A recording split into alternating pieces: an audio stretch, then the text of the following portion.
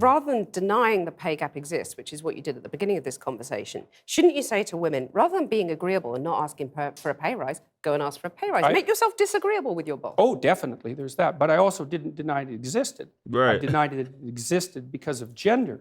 Okay. See, because I'm very, very, very careful with my words. What's going on, people? It's your boy Tone, back with another video. Today, we're going to cover Jordan Peterson and his views on the gender pay gap.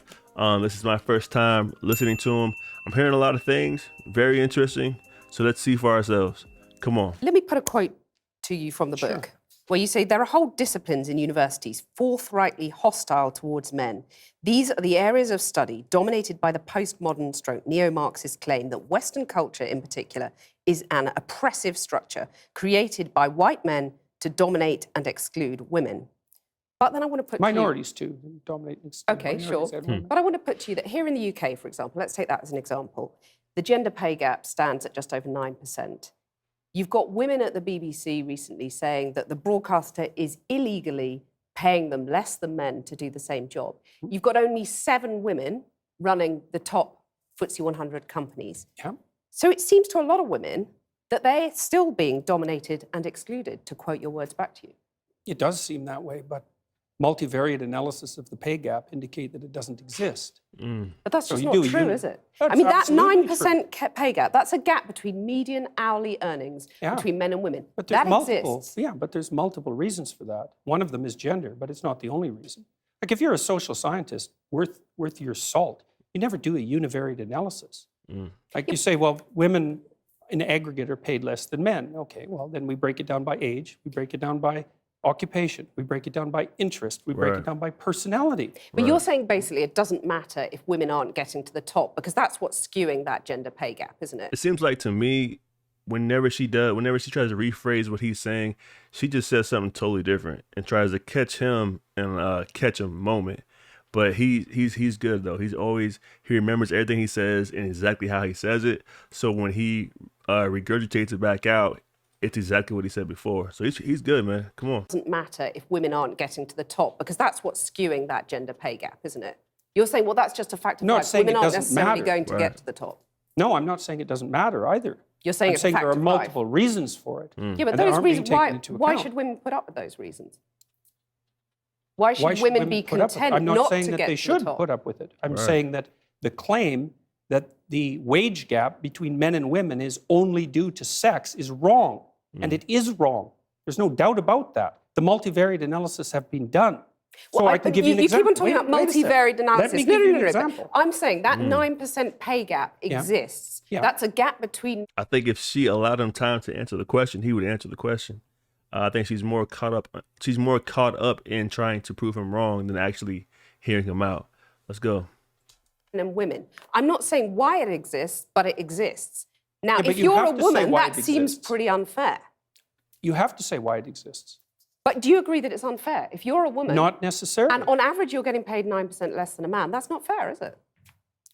It depends on why it's happening. I can give you an example. Please. Okay. There's a personality trait known as agreeableness. Agreeable people are compassionate and polite. And agreeable people get paid less than less agreeable people for the same job. Women are more agreeable than men.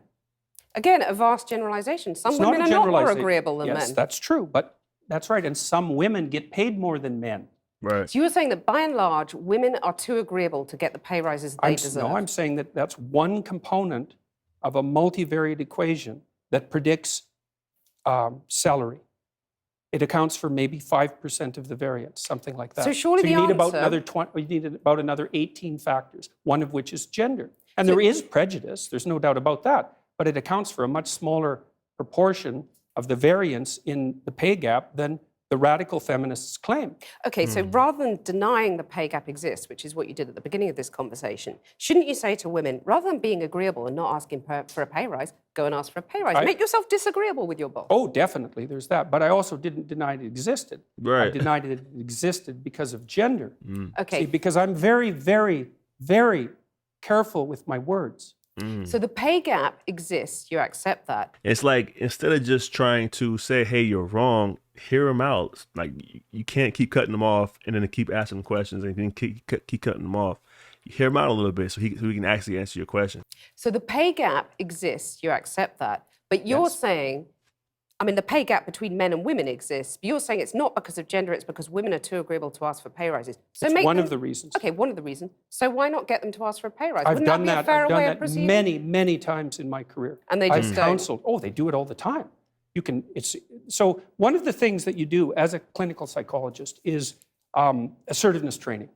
So you might say, often you treat people for anxiety, you treat them for depression, and maybe the next most common category after that would be assertiveness training. And so I've had many, many women, extraordinarily competent women, in my clinical and consulting practice, and we put together strategies for their career development that involve continual pushing, competing for higher wages, and often tripled their wages within a 5-year period. Right. Teaching And you them how to celebrate that? negotiate. Of course. So Of do course. you agree that you would be happy if that pay gap was eliminated completely? It Because would that's all depend- the radical feminists are saying. It would depend on how it was eradicated and how the disappearance of it was measured. So to me, he's just telling you gender pay gap doesn't exist, and he's giving you the reasons why. He's saying there's multiple variables that impact the reasons of why women get paid less. It isn't just based on gender, and he's giving you perfect examples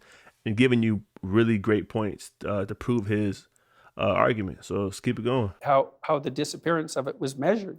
And you're These saying if things you it's at the can't- you cost can't- of men, that's a problem. Oh, there's all sorts of things that it could be at the cost of. It could even be at the cost of women's own interests. So Because they might not be happy if they get equal pay. no, because it might interfere with other things that are causing the pay gap that women are choosing to do. Like having Well, children.